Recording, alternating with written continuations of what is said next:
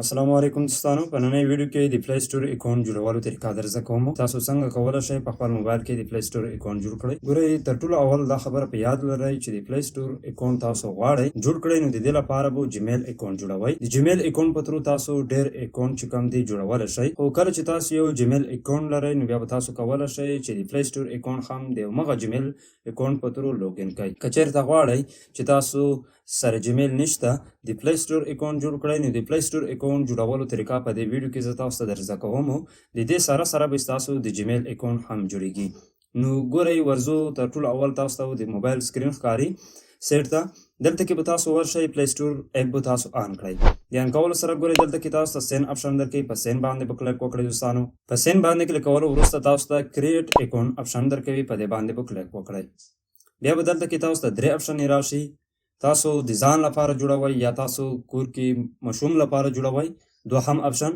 دریم اپشن کې که چېرته ستاسو یو کاروبار دی، د هغه کاروبار لپاره جوړول غواړئ، نو دې درو کې چې کم یو تاسو سلیکټ کوئ. که چېرته د ځان لپاره نو اولنی، که چېرته په کور کې یو مشوم لپاره جوړوئ نو دوهم، که چېرته ستاسو کاروبار وي د هغه کاروبار لپاره د جیمیل اکاونټ جوړوئ نو تاسو به دریم سلیکټ کړئ.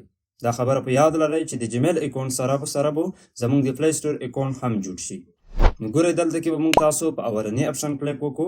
په اولنی باندې کلیک کولو سره دلته کې تاسو نه فرست لاست نام، اولنی اخرنی نام درنه غواړي، دا به تاسو ورکړئ. د دې وروسته به دوستانو تاسو په نیکسټ اپشن کلیک کړئ. بیا به دلته کې تاسو ډیټ برث، یعنی ستاسو په کوم ورځ چې پیدا شوي یې، کال، میاشت، هغه به ورکړئ. د دې نه وروسته به دوستانو تاسو په دې ځای کې که تاسو فیمیل وئ، فیمیل که میل وئ، میل به سلیکټ کړئ. زه ورته میل سلیکټ کوم. هغه وروسته په نیکسټ بټن باندې کلیک کوو. دلته کې تاسو نه د جیمیل یوزر نیم غواړي. دا تاسو که چېرته د ځان لپاره جوړوئ نو خپل نام ورکئ. که چېرته په دې نام وو نو تاسو ته به ګورئ، کله مو چې خپل نام ورکو په دې لاندې حلیزي باندې کلیک وکړئ. څه ایرر را نه کړو نو موږ تاسو مخکې په نیکسټ باندې کلیک کوو. خو دا یوزر نیم اوس الریډي بل چا په دې یوزر نیم باندې جیمیل اکاونټ جوړ دی، نو د دې وجې نه دا کار نه کوي. دلته کې موږ تاسو ورسره نوره انسې اډ کوو. د دې وروسته دوستانو په نیکسټ باندې کلیک کوو. بیا هم موږ ته ایرر راځي، وایي چې په دې یوزر نیم مخکې نه اکاونټ شته. نو دلته کې به تاسو بیا نوره هم چې کومې دي انسې، دا به تاسو ورزیاتې کړئ. اوس ګورئ چې زموږ یوزر نیم چې کوم و هغه سلیکټ شو، مخکې یعنې لاړو. نو تاسو په دې طریقې سره که تاسو ته ایرر راشي نو تاسو بار هغه یوزر نیم چینج کوئ، نو د دې سره به ستاسو جیمیل اکاونټ یوزر نیم چې کوم دی هغه سلیکټ شي. اوس په دې ځای کې دوستانو تاسو نه پاسورډ غواړي. د دې جیمیل تاسو پاسورډ ورکوئ. بیا دا یوزر نیم ورسره @gmail.com کله چې تاسو جیمیل لوګین کوئ نو په جیمیل آی ډي کې به دوستانو تاسو همدا یوزر نیم بیا @gmail.com دا به تاسو ورکوئ. که پاسورډ مو دلته کې کوم ورکړو هغه پاسورډ به ورکوئ. بیا تاسو ته بار د جیمیل اکاونټ جوړولو ضرورت نشته.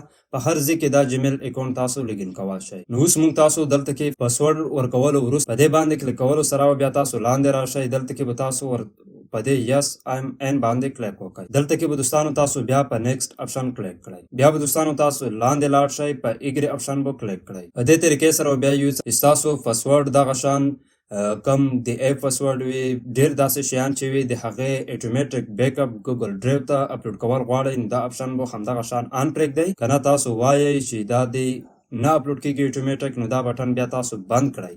خو زه غواړم چې زموږ ته دا جیمیل په ګوګل ډرایو کې هر څه سیو کړي اټومیټک، نو په ایکسپټ بټن باندې کلیک کوم. تاسو هم په ایکسپټ بټن باندې کلیک وکړئ. اوس ګورئ زموږ د جیمیل آی ډي سره د پلی سټور اکاونټ هم جوړ شو. دلته کې په دې طریقې سره ډایرکټ تاسو ته راځي، په یس ایم ان باندې کلیک وکړئ.